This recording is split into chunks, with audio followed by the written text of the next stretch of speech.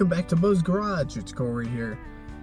Like I said, I was going to be starting a couple new things. So today we're going to try and do 60 seconds of positivity.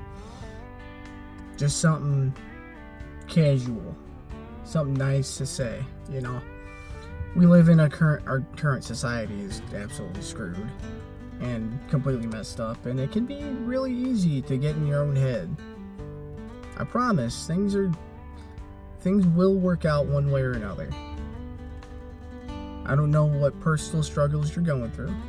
I have no idea of the life you've lived, anything that's going on with you.